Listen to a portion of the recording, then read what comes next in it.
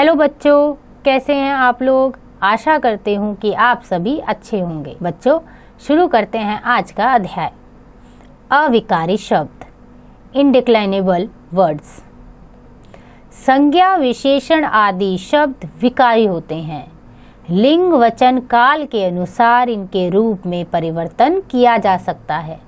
इसी प्रकार व्याकरण में कुछ ऐसे शब्द भी होते हैं जिन पर लिंग, काल अथवा वचन का कोई प्रभाव नहीं पड़ता। प्रत्येक स्थिति में एक समान रहने वाले ये शब्द अविकारी कहलाते हैं।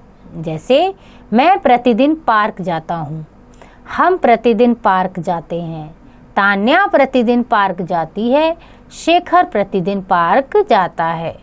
उपयुक्त वाक्य में प्रतिदिन शब्द पर लिंग, वचन का कोई प्रभाव नहीं पड़ा है। इसकी परिभाषा है, जिन शब्दों के रूप में लिंग, वचन, कारक या काल के कारण कोई परिवर्तन न आए उन्हें अविकारी अव्यय शब्द कहते हैं। यानी जिन शब्दों के रूप में लिंग, वचन, कारक या काल के कारण कोई भी परिवर्तन नहीं होता, कोई बदलाव नहीं आता, उन्हें अविकारी शब्द कहा जाता है। आइए पढ़ते हैं अविकारी शब्द के भेद। अविकारी शब्द 5 प्रकार के होते हैं। पहला क्रिया विशेषण, दूसरा संबंध बोधक, तीसरा समुच्चय बोधक, चौथा विस्मयादि बोधक और 5वां निपात। पहले पढ़े क्रिया विशेषण। जो अविकारी शब्द क्रिया की किसी विशेषता को प्रकट करते हैं वे क्रिया विशेषण कहलाते हैं। जैसे निम्न को समझिए। मैं अभी जा रहा हूँ, गायक मधुर गीत गाता है, वह वहाँ आएगा, रमा सुंदर लिखती है, हिरण तेज दौड़ रहा है, बूढ़ा धीरे धीरे चलता है। इन वाक्यों में तेज, धीरे धीरे, अभी, मधुर, वहाँ और सुंदर शब्द क्रिया की विशेषता बता रहे हैं। अतः ये शब्द क्रिया विशेषण हैं। क्रिया विशेषण के भेद। समय, रीति, स्थान और मात्रा के आधार पर क्रिया विशेषण के 4 भेद दिए गए हैं। पहला है रीतिवाचक क्रिया विशेषण। जो क्रिया विशेषण शब्द क्रिया की रीति या ढंग की विशेषता का बोध कराते हैं उन्हें रीतिवाचक क्रिया विशेषण कहते हैं। जैसे शांति से बैठें, कुछ युवक मोटरसाइकिल बहुत तेज चलाते हैं, वह अचानक हंसने लगा, गाड़ी धीरे धीरे चल रही थी। इन वाक्यों में शांति, बहुत तेज, अचानक और धीरे धीरे शब्द क्रिया की रीति का बोध करा रहे हैं। अतः ये रीतिवाचक क्रिया विशेषण है। दूसरा है कालवाचक क्रिया विशेषण। जिन क्रिया विशेषण शब्दों से क्रिया के होने या करने के समय की सूचना मिलती है उन्हें कालवाचक क्रिया विशेषण कहते हैं। जैसे आज शाम को वर्षा हो सकती है, इस काम को अभी कर दीजिए, राधा रोज संगीत सीखती है, दादी जी प्रतिदिन मंदिर जाती है। इन वाक्यों में अभी, शाम, प्रतिदिन और रोज शब्दों से क्रिया के होने या करने के समय का पता चल रहा है। अतः यह शब्द कालवाचक क्रिया विशेषण है। आगे है परिमाणवाचक क्रिया विशेषण। वे क्रिया विशेषण शब्द जो क्रिया के परिमाण, मापतौल, मात्रा का बोध कराते हैं उन्हें परिमाणवाचक क्रिया विशेषण कहते हैं। जैसे काम ज़्यादा, बातें कम, वह आज ज़्यादा खुश है, थोड़ा आराम कर लो, जितना चाहो उतना पाओ। इन वाक्यों में ज़्यादा, कम, ज़्यादा, थोड़ा और जितना उतना शब्द परिमाणवाचक क्रिया विशेषण का कार्य कर रहे हैं। आगे है स्थानवाचक क्रिया विशेषण।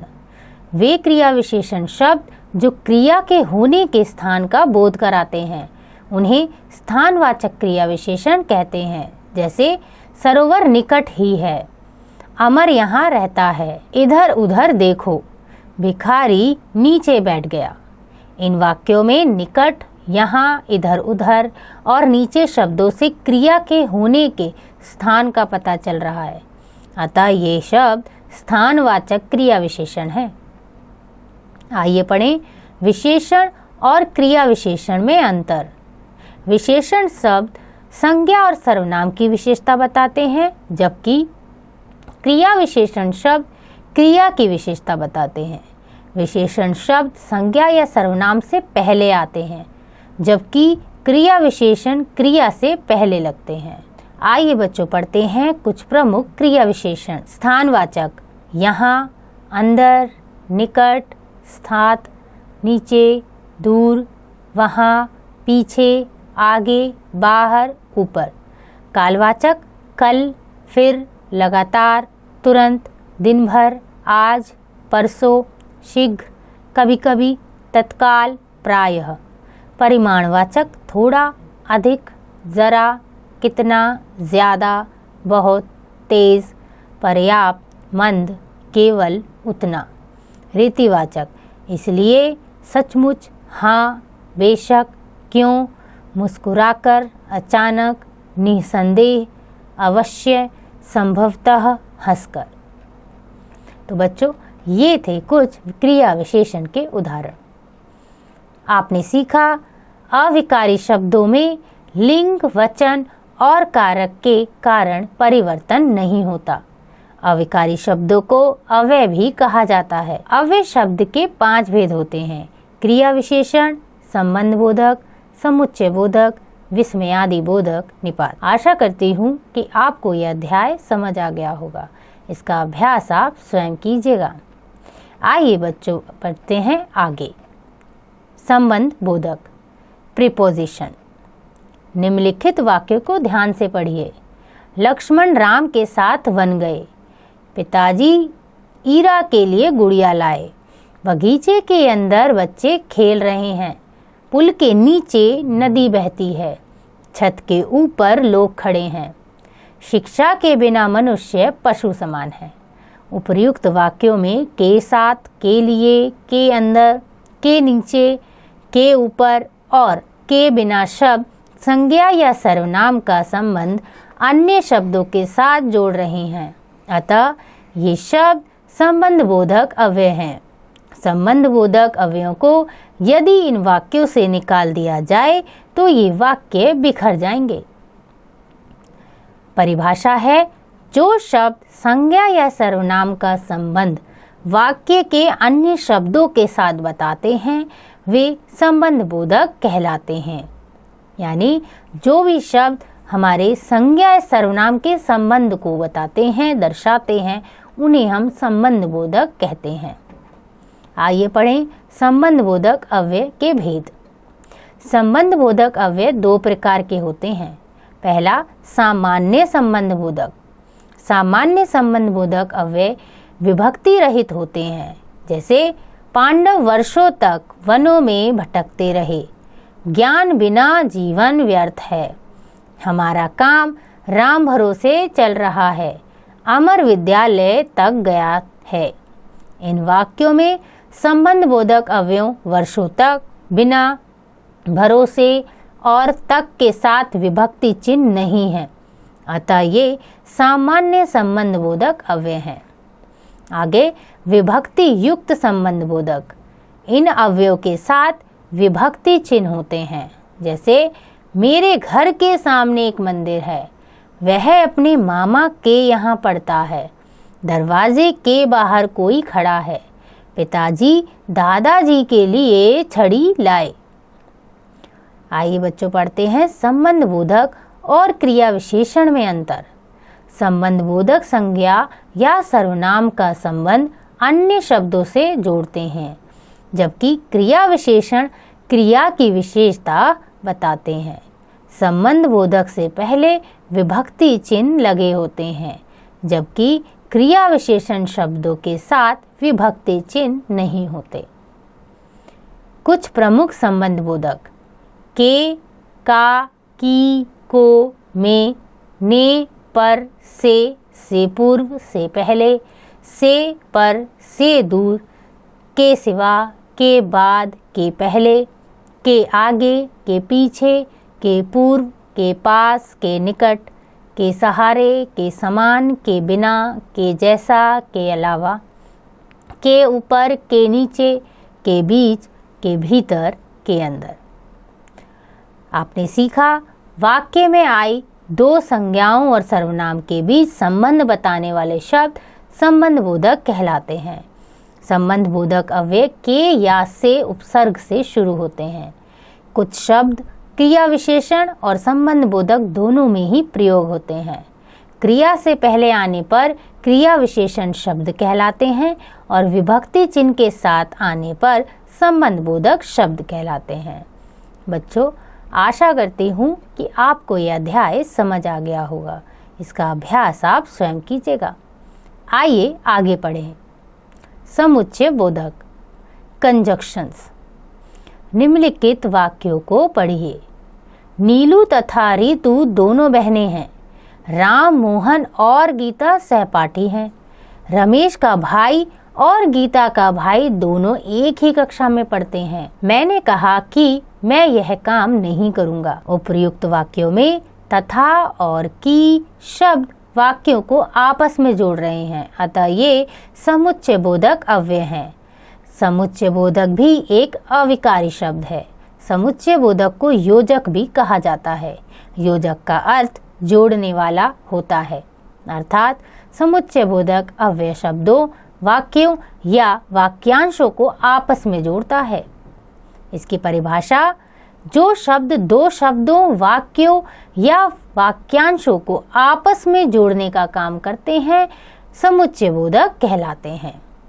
समुच्चय बोधक के भेद। बच्चों, समुच्चय बोधक अव्यय दो प्रकार के होते हैं: समान अधिकरण समुच्चय बोधक तथा व्यधिकरण समुच्चय बोधक। आइए बच्चों पढ़ते हैं पहला समान अधिकरण समुच्चय बोधक अव्यय। ये अव्यय दो स्वतंत्र वाक्यों या वाक्यांशों को आपस में जोड़ते हैं। जैसे, हमें अपने देश की सभ्यता और संस्कृति पर गर्व है। आज वर्षा होगी या आंधी चलेगी। समान अधिकरण समुच्चय बोधक के चार भेद होते हैं। पहला है संयोजक। और, तथा, की, अर्थात, एवं, जो कि आदि शब्द संयोजक होते हैं। दूसरा विकल्प बोधक। अथवा, अन्यथा, या, व आदि शब्द विकल्प बोधक होते हैं। विरोध बोधक। लेकिन, किंतु, पर, परंतु, मगर, अपितु और बल्कि शब्द विरोध बोधक होते हैं। परिणाम बोधक। ताकि, इसलिए, नहीं तो, अतः आदि शब्द परिमाण बोधक होते हैं। दूसरा है व्यधिकरण समुच्चय बोधक। ये अव्यय एक या एक से अधिक आश्रित उपवाक्यों को आपस में जोड़ते हैं। जैसे, हमने सोचा कि वह आ जाएगा।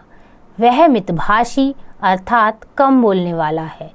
जल्दी चलो ताकि बस पकड़ सकें। चूंकि, की, क्योंकि, ताकि अर्थात जिससे कि, मानो, तथापि, यानी, यद्यपि, तो, चाहो, यदि, इसलिए आदि शब्द व्यधिकरण समुच्चय बोधक शब्द होते हैं। आइए बच्चों पढ़ते हैं कुछ प्रमुख समुच्चय बोधक। पर, तो, और, नहीं तो, ताकि, अर्थात, क्योंकि, इसलिए, तथा, अन्यथा, परंतु, जिससे, या, किंतु, जैसे, मानो, एवं, फिर, तथापि, अथवा, अतः, की, मगर, बल्कि, चूंकि। बच्चों, आपने सीखा दो वाक्यों को जोड़ने वाले अव्यय समुच्चय बोधक कहलाते हैं। समुच्चय बोधक अव्यय वाक्यों, वाक्यांशों, उपवाक्यों को जोड़ने का कार्य करते हैं। आशा करती हूँ कि आपको यह अध्याय समझ आ गया होगा। इसका अभ्यास आप स्वयं कीजिएगा। आइए आगे पढ़ें। विस्मयादि बोधक इंटरजेक्शन। कई बार अपने मनोभावों को व्यक्त करने के लिए विशेष प्रकार के शब्दों का प्रयोग किया जाता है। ये शब्द आश्चर्य, शौक, घृणा, प्रसन्नता आदि मनोभावों को व्यक्त करने में सक्षम होते हैं। निम्नलिखित वाक्यों को देखिए और समझिए। बाप रे बाप, इतनी ऊंची इमारत, छी छी, कितनी गंदी बात है। हे भगवान, तुम्हें कुछ सद्बुद्धि प्राप्त हो। उफ, कितनी गर्मी, हाय, यह सब कैसे हो गया, अरे तुम कहाँ जा रहे हो। इन वाक्यों में बाप रे बाप, छी छी, हे भगवान और उफ, हाय, अरे शब्द मनोभावों को व्यक्त कर रहे हैं। ये शब्द विस्मय आदि बोधक अव्यय हैं। परिभाषा: जो शब्द हर्ष, शौक, घृणा, विस्मय, लज्जा, आश्चर्य, चेतावनी आदि भावों को प्रकट करते हैं उन्हें विस्मय आदि बोधक अव्यय कहते हैं। आइए बच्चों पढ़ें विस्मय आदि बोधक अव्यय के भेद। मनोभाव आश्चर्य बोधक विस्मय आदि बोधक अव्यय है अरे, क्या, वाह, है, अहो। हर्षबोधक आहा, वाह, शाबाश, बहुत खूब। घृणा बोधक छी, धिक, अरे, धिक्कार है, थू, हट। स्वीकार बोधक हाँ, ठीक है, बहुत अच्छा। चेतावनी बोधक खबरदार, होशियार, सावधान। संबोधन बोधक अरे, ओ, अजी, रे, री। शोक बोधक बाप रे, त्राही त्राही, हे राम, आह, हाँ। आगे है निपात। वे अव्यय जो वाक्य में किसी शब्द के बाद लगकर विशेष प्रकार का बल देते हैं उन्हें निपात या अवधारक शब्द कहते हैं। ये शब्द हैं मात्र, ही, तो, तक, भी आदि। निम्नलिखित वाक्यों को पढ़िए और समझिए। मात्र कह देने से कुछ नहीं होता। नवीन आज ही घर जा रहा है। विनय तो जाएगा ही, दीक्षा भी जाएगी। विकास तो गया, मंदिरा को भी साथ ले गया। आकाश अभी तक नहीं आया। आपने सीखा जो शब्द हर्ष, शोक, घृणा, विस्मय, लज्जा आदि भावों को प्रकट करते हैं उन्हें विस्मय आदि बोधक शब्द कहते हैं। वे अव्यय जो वाक्य में किसी शब्द के बाद लगकर विशेष प्रकार का बल देते हैं उन्हें निपात कहते हैं। बच्चों, आशा करती हूँ कि आपको यह अध्याय समझ आ गया होगा। इसका अभ्यास आप स्वयं कीजिएगा।